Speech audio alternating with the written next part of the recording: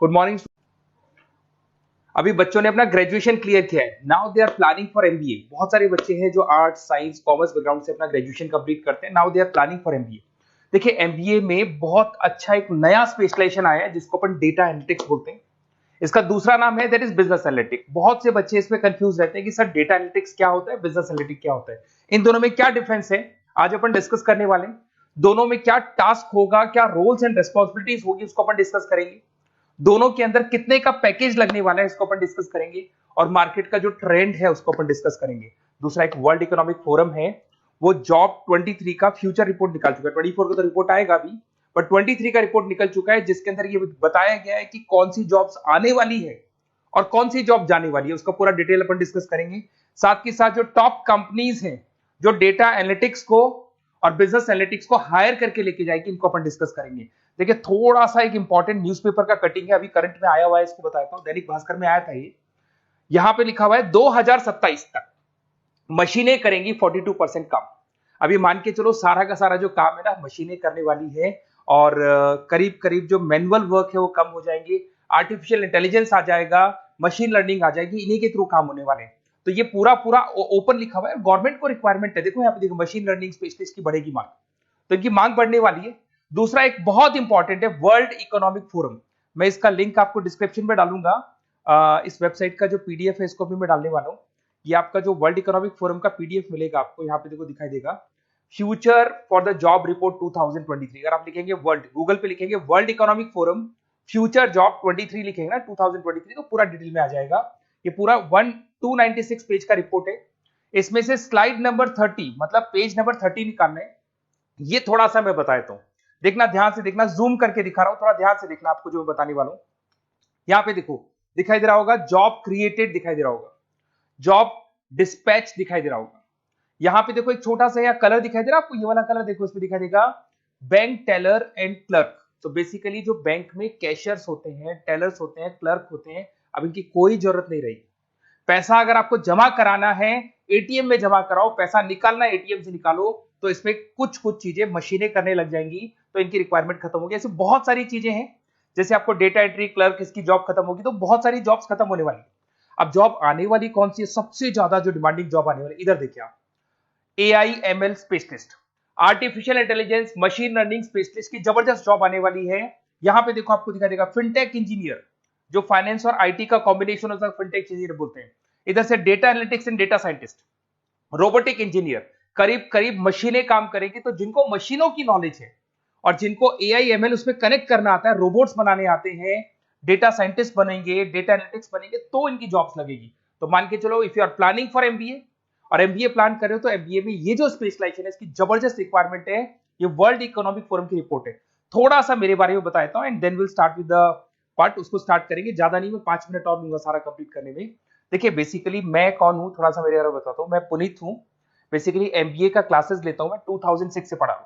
मेरा पूरा नाम है पुनीत मोर। अब मैं एमबीए का जो क्लासेस लेता हूं, मेरी क्लासेस का नाम है मोर एजुकेशन। यहाँ पे आपको तीनों मोड पे क्लासेस मिलेगी, ऑनलाइन, ऑफलाइन, रिकॉर्डेड।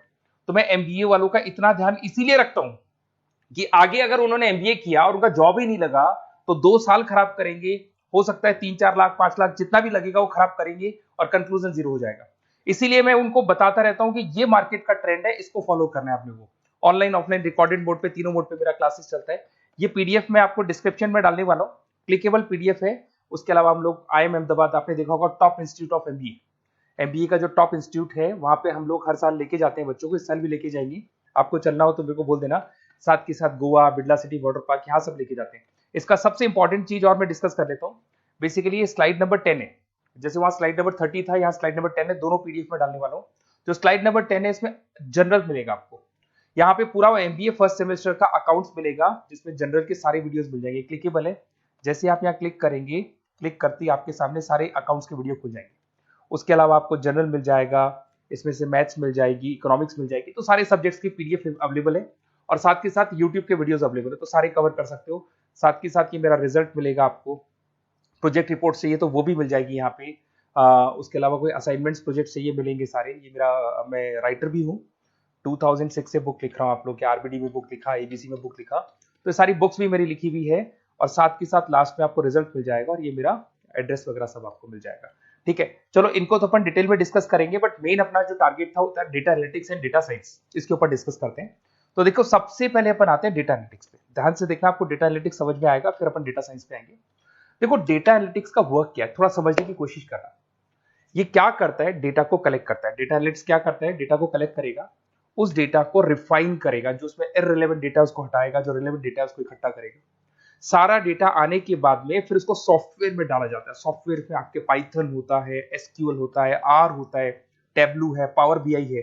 जब ये सॉफ्टवेयर में वो डेटा जाता है तो यहाँ पे एआई लगेगा, आर्टिफिशियल इंटेलिजेंस लगेगा, मशीन लर्निंग लगेगा, और लग के वो पूरा का पूरा एक पैटर्न डिजाइन करेगा, जिसको बोलते हैं डिस्कवरिंग अ पैटर्न। ये बताएगा कि कंपनी का सेल क्या चल रहा है, पुराने 10 सालों का रिकॉर्ड निकाला, कंपनी का प्रॉफिट क्या है, कंपनी में क्या प्रॉब्लम्स है, कंपनी में क्या चल रहा है, क्या नहीं चल रहा है, आगे क्या करना है, उसका एक आइडिया लगाएगा। इसको बोलते हैं डेटा एनालिसिस। तो डेटा एनालिस्ट क्या करता है, ये पूरे के पूरे डेटा को एआई एमएल के थ्रू पूरा का पूरा छान कर एक कंक्लूजन निकाल देता है कि चल क्या रहा है, आगे क्या करना है, पीछे क्या हुआ था, उसका पूरा का पूरा एक कंक्लूजन निकल जाता है।